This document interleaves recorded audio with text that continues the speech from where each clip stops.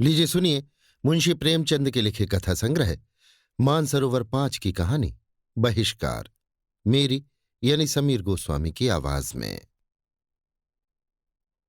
पंडित ज्ञानचंद्र ने गोविंदी की ओर सतृष्ण नेत्रों से देखकर कहा, मुझे ऐसे निर्दयी प्राणियों से जरा भी सहानुभूति नहीं है। इस बर्बरता की भी कोई हद है कि जिसके साथ 3 वर्ष तक जीवन के सुख भोगे, उसे एक जरा सी बात पर घर से निकाल दिया। गोविंदी ने आंखें नीची करके पूछा, आखिर बात क्या हुई थी? ज्ञानचंद्र, कुछ भी नहीं। ऐसी बातों में कोई बात होती है? शिकायत है कि कालिंदी जबान की तेज है। 3 साल तक जबान की तेज ना थी, आज जबान की तेज हो गई। कुछ नहीं, कोई दूसरी चिड़िया नजर आई होगी। उसके लिए पिंजरे को खाली करना आवश्यक था। बस ये शिकायत निकल आई। मेरा बस चले तो ऐसे दुष्टों को गोली मार दूं। मुझे कई बार कालिंदी से बातचीत करने का अवसर मिला है। मैंने ऐसी हंसमुख दूसरी स्त्री ही नहीं देखी। गोविंदी, तुमने सोमदत्त को समझाया नहीं? ज्ञानचंद्र, ऐसे लोग समझाने से नहीं मानते। ये लात का आदमी है, बातों की उसे क्या परवाह। मेरा तो ये विचार है कि जिससे एक बार संबंध हो गया, फिर चाहे वो अच्छी हो या बुरी, उसके साथ जीवन भर निर्वाह करना चाहिए। मैं तो कहता हूं, अगर स्त्री के कुल में कोई दोष भी निकल आए तो क्षमा से काम लेना चाहिए। गोविंदी ने कातर नेत्रों से देखकर कहा, ऐसे आदमी तो बहुत कम होते हैं। ज्ञानचंद्र, समझ ही में नहीं आता कि जिसके साथ इतना दिन हंसे बोले, जिसके प्रेम की स्मृतियां हृदय के एक एक अणु में समाई हुई हैं, उसे दर दर ठोकरे खाने को कैसे छोड़ दिया? कम से कम इतना तो करना चाहिए था कि उसे किसी सुरक्षित स्थान पर पहुंचा देते और उसके निर्वाह का कोई प्रबंध कर देते।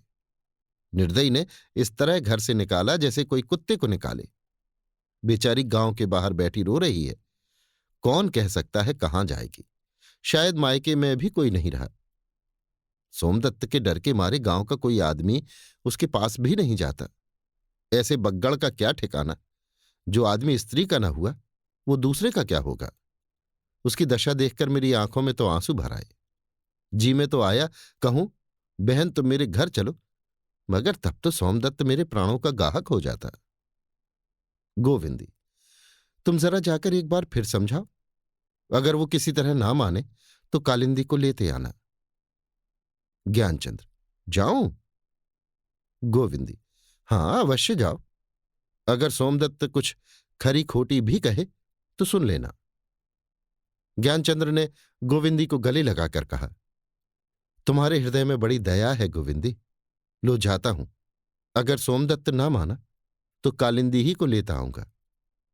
अभी बहुत दूर न गई होगी। 3 वर्ष बीत गए। गोविंदी एक बच्चे की मां हो गई। कालिंदी अभी तक किसी घर में है। उसके पति ने दूसरा विवाह कर लिया है। गोविंदी और कालिंदी में बहनों का सा प्रेम है।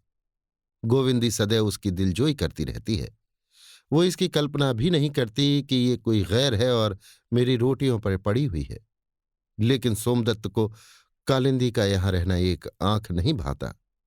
वो कोई कानूनी कार्रवाई करने की तो हिम्मत नहीं रखता और इस परिस्थिति में कर ही कह सकता है। लेकिन ज्ञानचंद्र का सिर नीचा करने के लिए अवसर खोजता रहता है। संध्या का समय था। ग्रीष्म की उष्ण वायु अभी तक बिल्कुल शांत नहीं हुई थी। गोविंदी गंगा जल भरने गई थी और जल तट की शीतल निर्जनता का आनंद उठा रही थी। सहसा उसे सोमदत्त आता हुआ दिखाई दिया।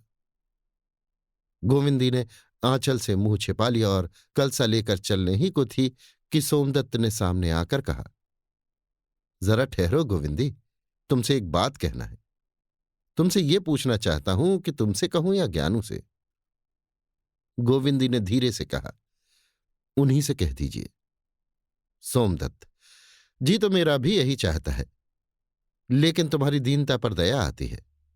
जिस दिन मैं ज्ञानचंद से ये बात कह दूंगा, तुम्हें इस घर से निकलना पड़ेगा। मैंने सारी बातों का पता लगा लिया है।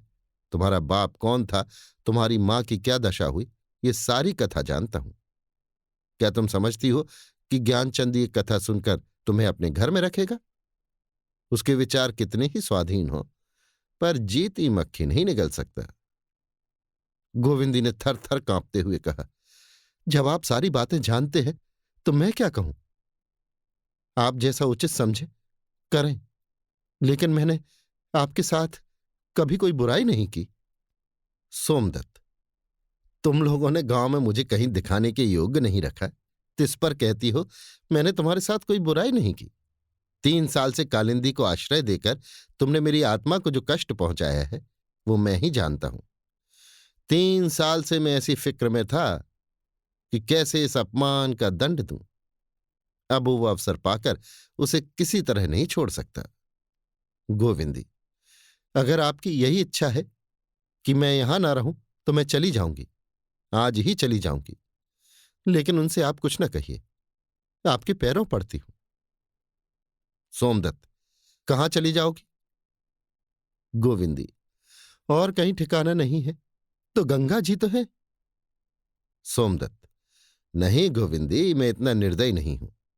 मैं केवल इतना चाहता हूं कि तुम कालिंदी को अपने घर से निकाल दो, और मैं कुछ नहीं चाहता। 3 दिन का समय देता हूं, खूब सोच विचार लो। अगर कालिंदी तीसरे दिन तुम्हारे घर से ना निकली तो तुम जानोगी। सोमदत्त वहां से चला गया। गोविंदी कलसा लिए मूर्ति की भांति खड़ी रह गई। उसके सम्मुख कठिन समस्या आ खड़ी हुई थी। वो थी कालिंदी। घर में एक ही रह सकती थी, दोनों के लिए उस घर में स्थान न था। क्या कालिंदी के लिए वो अपना घर, अपना स्वर्ग त्याग देगी? कालिंदी अकेली है, पति ने उसे पहले ही छोड़ दिया है। वो जहां चाहे जा सकती है, पर वो अपने प्राणाधार और प्यारे बच्चे को छोड़कर कहाँ जाएगी? लेकिन कालिंदी से वो क्या कहेगी, जिसके साथ इतने दिनों तक बहनों की तरह रही? उसे क्या वो अपने घर से निकाल देगी? उसका बच्चा कालिंदी से कितना हिला हुआ था। कालिंदी उसे कितना चाहती थी। क्या उस परित्यक्ता दीना को वो अपने घर से निकाल देगी? इसके सिवा और उपाय ही क्या था?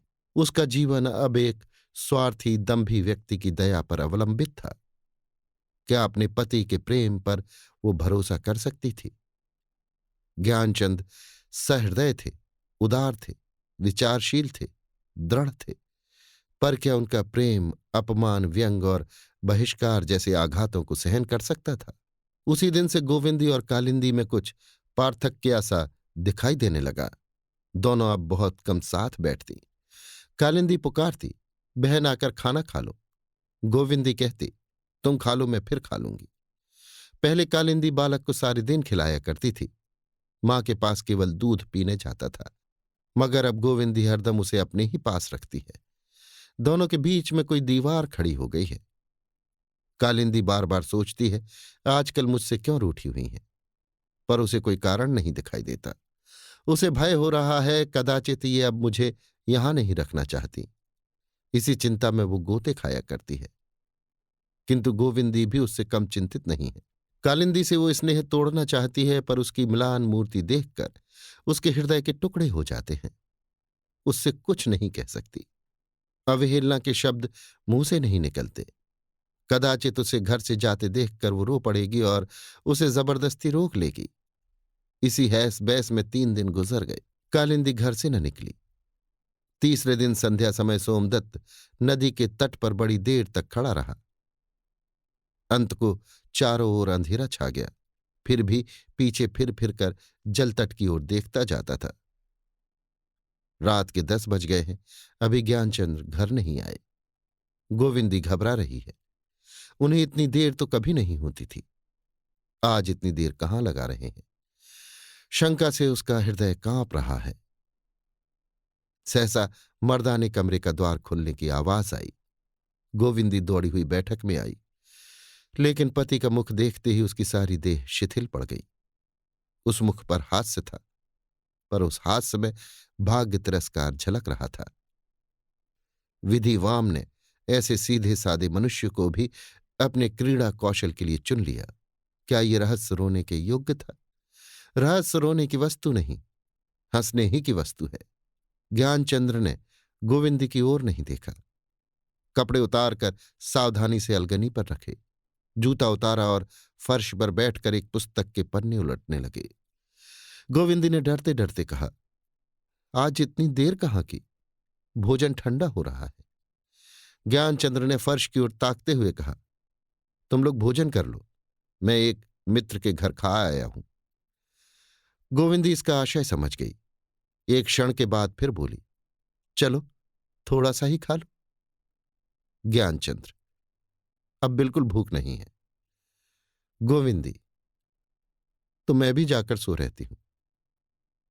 ज्ञानचंद्र ने अब गोविंदी की ओर देखकर कहा, क्यों, तुम ना खाओगी? गोविंदी, मैं तुम्हारी थाली का जूठन खाया करती हूं। इससे अधिक वो और कुछ न कह सकी। गला भर आया। ज्ञानचंद्र ने उसके समीप आकर कहा, मैं सच कहता हूं गोविंदी, एक मित्र के घर भोजन कराया हूं, तुम जाकर खा लो। गोविंदी पलंग पर पड़ी हुई चिंता, नैराश्य और विषाद के अपार सागर में गोते खा रही थी। यदि कालिंदी का उसने बहिष्कार कर दिया होता तो आज उसे इस विपत्ति का सामना न करना पड़ता, किंतु ये अमानुषीय व्यवहार उसके लिए असाध्य था और इस दशा में भी उसे इसका दुख न था। ज्ञानचंद्र की ओर से यों तिरस्कृत होने का भी उसे दुख न था। जो ज्ञानचंद्र नित्य धर्म और सज्जनता की डींगे मारा करता था, वही आज इतनी निर्दयता से बहिष्कार करता हुआ जान पड़ता था। इस पर उसे लेश मात्र भी दुख, क्रोध या द्वेष न था। उसके मन को केवल एक ही भावना आंदोलित कर रही थी, वो अब इस घर में कैसे रह सकती है। अब तक वो इस घर की स्वामिनी थी, इसीलिए ना कि वो अपने पति के प्रेम की स्वामिनी थी, पर अब वो उस प्रेम से वंचित हो गई थी। अब इस घर पर उसका क्या अधिकार था? वो अब अपने पति को मुंह ही कैसे दिखा सकती थी? वो जानती थी ज्ञानचंद्र अपने मुंह से उसके विरुद्ध एक शब्द भी न निकालेंगे, पर उसके विषय में ऐसी बातें जानकर क्या वो उससे प्रेम कर सकते थे? कदापि नहीं। इस वक्त न जाने क्या समझकर चुप रहे। सवेरे तूफान उठेगा। कितने ही विचारशील हों, पर अपने समाज से निकाला जाना कौन पसंद करेगा? स्त्रियों की संसार में कमी नहीं, मेरी जगह हजारों मिल जाएंगी। मेरी किसी को क्या परवाह? अब यहां रहना बेहयाई है। आखिर कोई लाठी मारकर थोड़े ही निकाल देगा। हयादार के लिए आंख का इशारा बहुत है।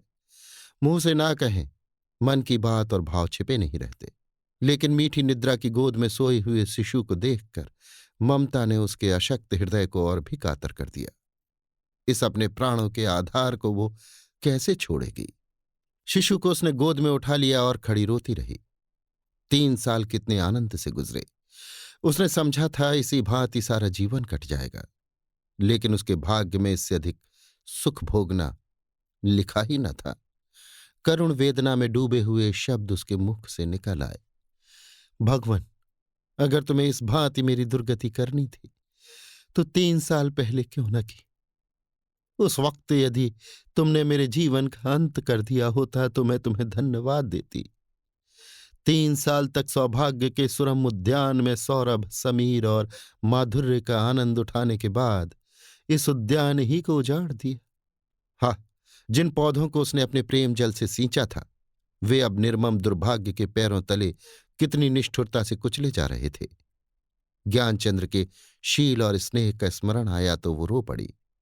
मृदु स्मृतियां आ आकर हृदय को महसूसने लगीं। सहसा ज्ञानचंद्र के आने से वो संभल बैठी। कठोर से कठोर बातें सुनने के लिए उसने अपने हृदय को कड़ा कर लिया, किंतु ज्ञानचंद्र के मुख पर रोष का चिन्ह भी न था। उसने आश्चर्य से पूछा, क्या तुम अभी तक सोई नहीं? जानती हो क्या बजे हैं? 12 से ऊपर हैं। गोविंदी ने सहमते हुए कहा, तुम भी तो अभी नहीं सोए। ज्ञानचंद्र, मैं ना सोऊं तो तुम भी ना सो, मैं ना खाऊं तो तुम भी ना खाओ, मैं बीमार पड़ूं तो तुम भी बीमार पड़ो। ये क्यों? मैं तो एक जन्मपत्री बना रहा था, कल देनी होगी। तुम क्या करती रही? बोलो। इन शब्दों में कितना सरल स्नेह था। क्या तिरस्कार के भाव इतने ललित शब्दों में प्रकट हो सकते हैं? प्रवंचकता क्या इतनी निर्मल हो सकती है? शायद सोमदत्त ने अभी वज्र का प्रहार नहीं किया, अवकाश न मिला होगा। लेकिन ऐसा है तो आज घर इतनी देर में क्यों आए? भोजन क्यों न किया? मुझसे बोले तक नहीं। आंखें लाल हो रही थीं, मेरी ओर आंख उठाकर देखा तक नहीं। क्या ये संभव है कि इनका क्रोध शांत हो गया हो? ये संभावना की चरम सीमा से भी बाहर है। तो क्या सोमदत्त को मुझ पर दया आ गई? पत्थर पर दूब जमी?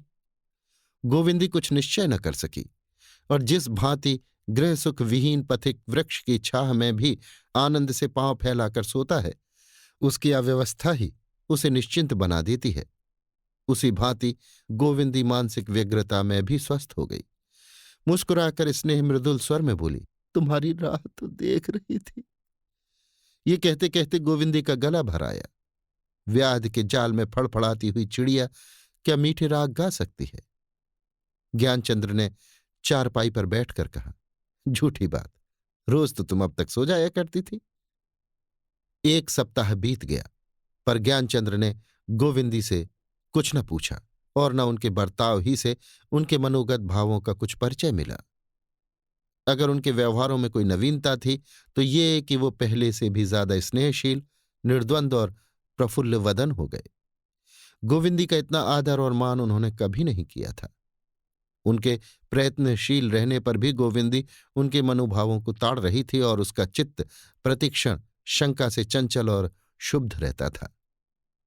अब उसे इसमें लेश मात्र भी संदेह नहीं था कि सोमदत्त ने आग लगा दी है। गीली लकड़ी में पड़कर वो चिंगारी बुझ जाएगी, या जंगल की सूखी पत्तियां हाहाकार करके जल उठेंगी, ये कौन जान सकता है। लेकिन इस सप्ताह के गुजरते ही अग्नि का प्रकोप होने लगा। ज्ञानचंद्र एक महाजन के मुनीम थे। उस महाजन ने कह दिया, मेरे यहां अब आपका काम नहीं। जीविका का दूसरा साधन यजमानी थी। यजमान भी एक एक करके उन्हें जवाब देने लगे, यहां तक कि उसके द्वार पर लोगों का आना जाना बंद हो गया। आग सूखी पत्तियों में लगकर अब हरे वृक्ष के चारों ओर मंडराने लगी, पर ज्ञानचंद्र के मुख में गोविंदी के प्रति एक भी कटु अमृदु शब्द न था। वो इस सामाजिक दंड की शायद कुछ परवाह न करते, यदि दुर्भाग्यवश इसने उनकी जीविका के द्वार न बंद किए होते। गोविंदी सब कुछ समझती थी, पर संकोच के मारे कुछ न कह सकती थी। उसी के कारण उसके प्राण प्रिय पति की ये दशा हो रही है। ये उसके लिए डूब मरने की बात थी, पर कैसे प्राणों का उत्सर्ग करे, कैसे जीवन मोह से मुक्त हो। इस विपत्ति में स्वामी के प्रति उसके रोम रोम से शुभकामनाओं की सरिता सी बहती थी, पर मुंह से एक शब्द भी न निकलता था। भाग्य की सबसे निष्ठुर लीला उस दिन हुई जब कालिंदी भी बिना कुछ कहे सुने सोमदत्त के घर जा पहुंची। जिसके लिए ये सारी यातनाएं झेली, उसी ने अंत में बेवफाई की। ज्ञानचंद्र ने सुना तो केवल मुस्कुरा दिए, पर गोविंदी इस कुटिल आघात को इतनी शांति से सहन न कर सकी। कालिंदी के प्रति उसके मुख से अप्रिय शब्द निकल ही आए। ज्ञानचंद्र ने कहा, उसे व्यर्थ ही कोसती हो प्रिय, उसका कोई दोष नहीं। भगवान हमारी परीक्षा ले रहे हैं। इस वक्त धैर्य के सिवा हमें किसी से कोई आशा न रखनी चाहिए। जिन भावों को गोविंदी कई दिनों से अंतस्तल में दबाती चली आती थी, वे धैर्य का बांध टूटते ही बड़े वेग से बाहर निकल पड़े। पति के सम्मुख अपराधियों की भांति हाथ बांधकर उसने कहा, स्वामी, मेरे ही कारण आपको ये सारे पापड़ बेलने पड़ रहे। मैं ही आपके कुल की कलंकनी हूं। क्यों ना मुझे किसी ऐसी जगह भेज दीजिए जहां कोई मेरी सूरत न देखे। मैं आपसे सत्य कहती हूं। ज्ञानचंद्र ने गोविंदी को और कुछ न कहने दिया। उसे हृदय से लगाकर बोले, प्रिय, ऐसी बातों से मुझे दुखी न करो। तुम आज भी उतनी ही पवित्र हो जितनी उस समय थी जब देवताओं के समक्ष मैंने आजीवन पत्नी व्रत लिया था। तब मुझसे तुम्हारा परिचय न था। अब तो मेरी देह और मेरी आत्मा का एक एक परमाणु तुम्हारे अक्षय प्रेम से आलोकित हो रहा है। उपहास और निंदा तो बात ही क्या है, दुर्देव का कठोरतम आघात भी मेरे व्रत को भंग नहीं कर सकता। अगर डूबेंगे तो साथ साथ डूबेंगे, तरेंगे तो साथ साथ तरेंगे। मेरे जीवन का मुख्य कर्तव्य तुम्हारे प्रति है। संसार इसके पीछे, बहुत पीछे है। गोविंदी को जान पड़ा उसके सम्मुख कोई देव मूर्ति खड़ी है। स्वामी में इतनी श्रद्धा, इतनी भक्ति उसे आज तक कभी न हुई थी। गर्व से उसका मस्तक ऊंचा हो गया और मुख पर स्वर्गीय आभा झलक पड़ी। उसने फिर कुछ कहने का साहस न किया। संपन्नता अपमान और बहिष्कार को तुच्छ समझती है। उनके अभाव में ये बाधाएं प्राणांतक हो जाती हैं। ज्ञानचंद्र दिन के दिन घर में पड़े रहते। घर से बाहर निकलने का उन्हें साहस न होता था। जब तक गोविंद के पास गहने थे तब तक तो भोजन की चिंता न थी, किंतु जब ये आधार भी न रह गया तो हालत और भी खराब हो गई।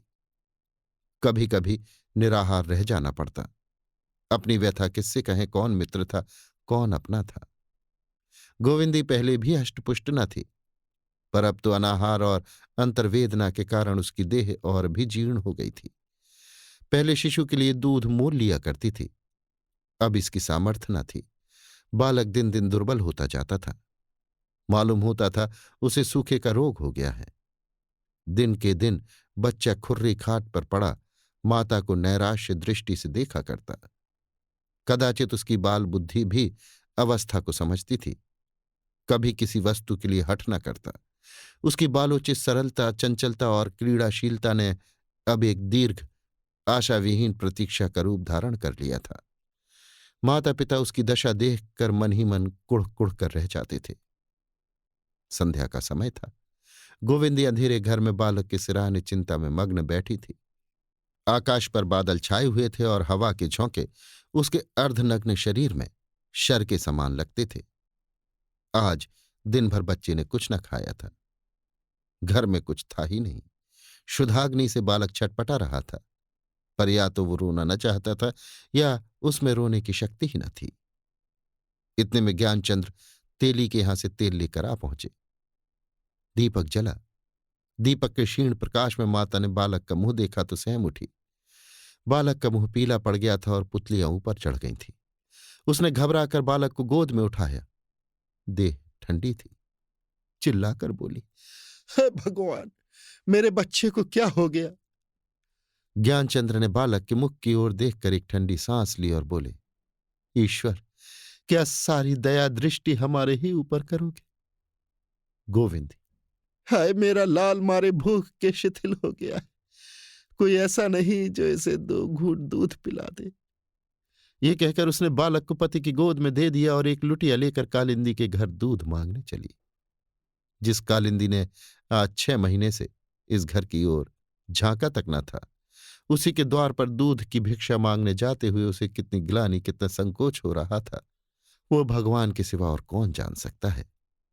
ये वही बालक है जिस पर एक दिन कालिंदी प्राण देती थी, पर उसकी ओर से अब उसने अपना हृदय इतना कठोर कर लिया था कि घर में कई गऊएं लगने पर भी कभी एक चुल्लू दूध न भेजा था। उसी की दया भिक्षा मांगने आज अंधेरी रात में भीगती हुई गोविंदी दौड़ी जा रही है। माता, तेरे वात्सल्य को धन्य है। कालिंदी दीपक लिए दालान में खड़ी गाय दुहा रही थी। पहले स्वामिनी बनने के लिए वो सौत से लड़ा करती थी। सेविका का पद उसे स्वीकार न था। अब सेविका का पद स्वीकार करके स्वामिनी बनी हुई थी। गोविंदी को देखकर तुरंत बाहर निकल आई और विस्मय से बोली, क्या है बहन, पानी बूंदी में कैसे चली आई? गोविंदी ने सकुचाते हुए कहा, लाला बहुत भूखा है कालिंदी, आज दिन भर कुछ नहीं मिला, थोड़ा सा दूध लेने आई।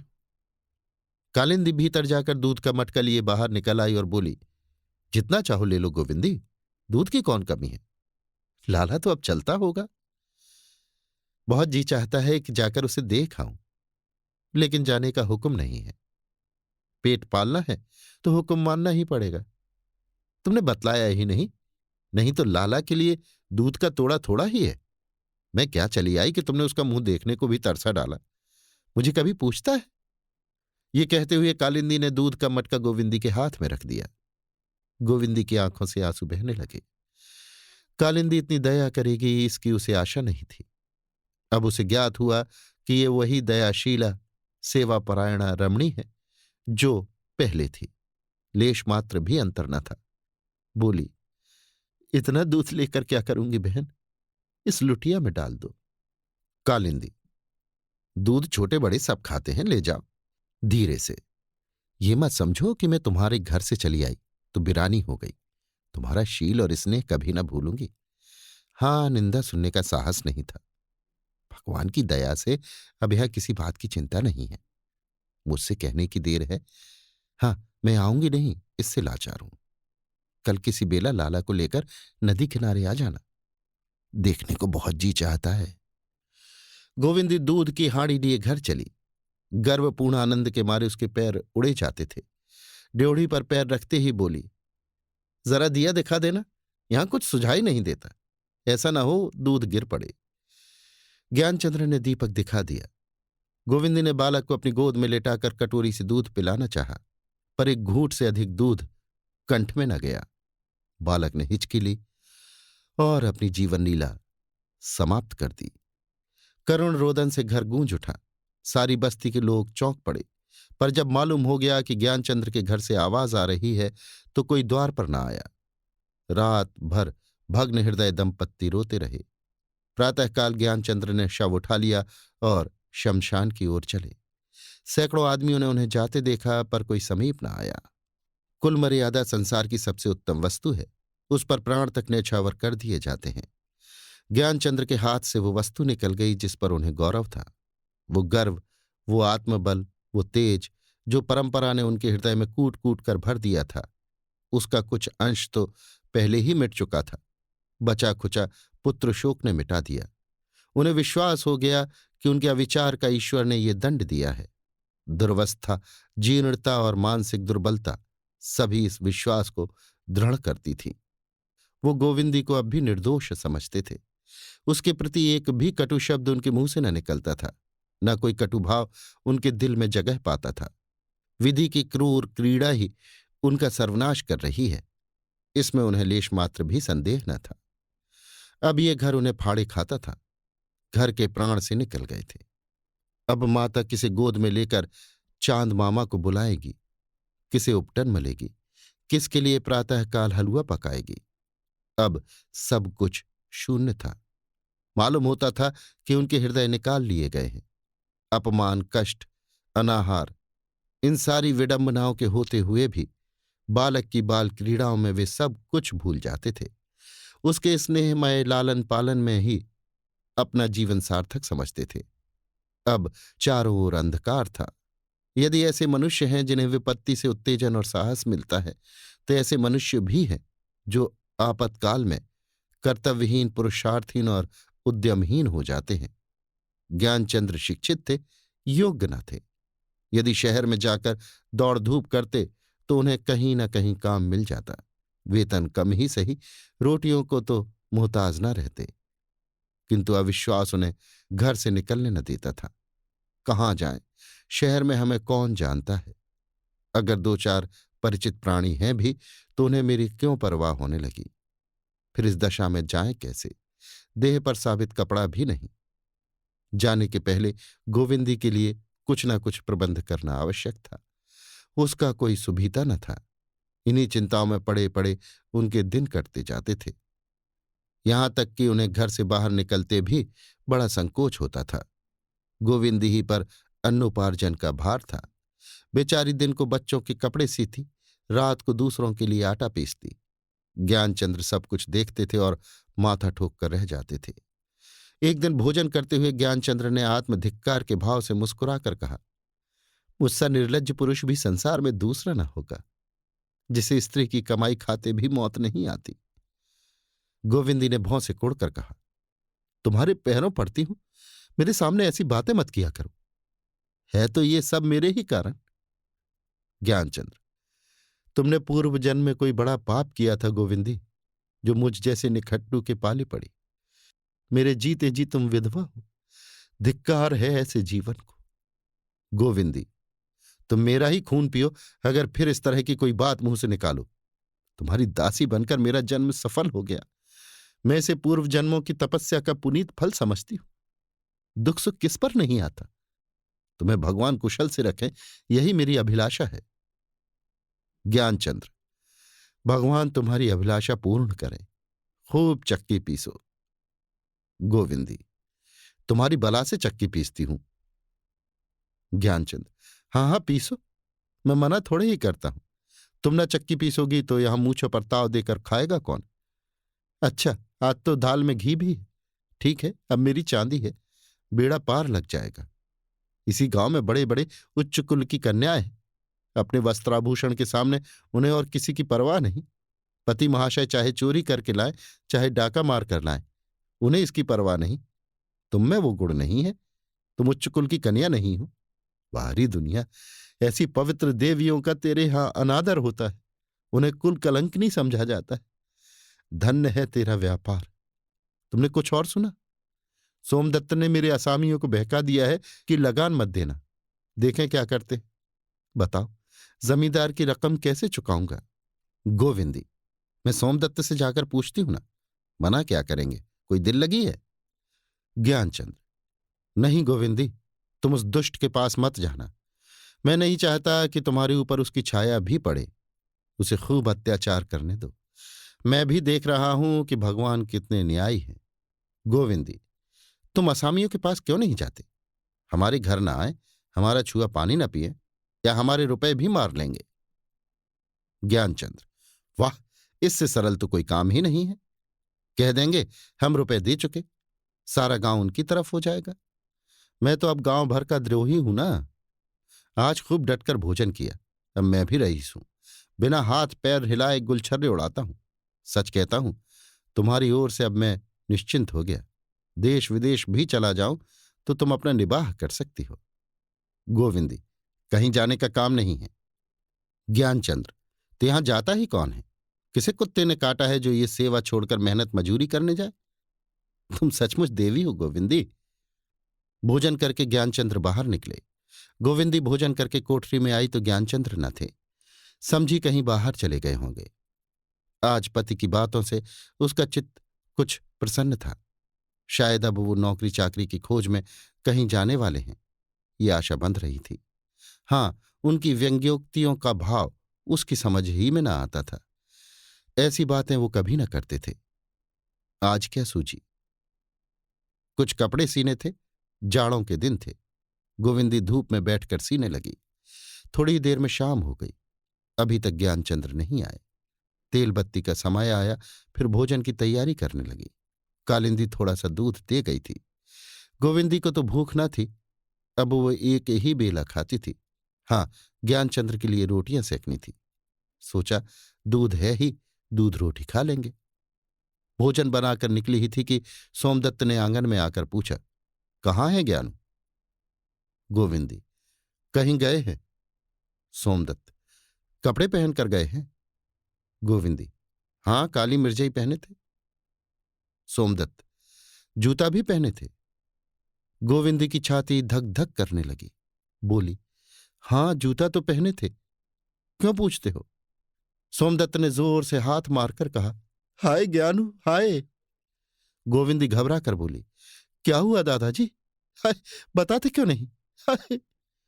सोमदत्त, अभी थाने से आ रहा हूं, वहां उनकी लाश मिली, रेल के नीचे दब गए। हाय ज्ञानू, मुझ हत्यारे को क्यों न मौत आ गई। गोविंदी के मुंह से फिर कोई शब्द न निकला। अंतिम हाय के साथ बहुत दिनों तक तड़पता हुआ प्राण पक्षी उड़ गया। एक क्षण में गांव की कितनी ही स्त्रियां जमा हो गईं। सब कहती थीं देवी थी, सती थी। प्रातःकाल 2 अर्थियां गांव से निकली। एक पर रेशमी चुंदरी का कफन था, दूसरी पर रेशमी शाल का। गांव के द्विजों में से केवल सोमदत्त साथ था। शेष गांव के नीच जाति वाले आदमी थे। सोमदत्त ही ने दाह क्रिया का प्रबंध किया था। वो रह रहकर दोनों हाथों से अपनी छाती पीटता था और जोर जोर से चिल्लाता था, हाय ज्ञानू, हाय ज्ञानू। अभी आप सुन रहे थे मुंशी प्रेमचंद के लिखे कथा संग्रह मानसरोवर 5 की कहानी बहिष्कार, मेरी यानी समीर गोस्वामी की आवाज में।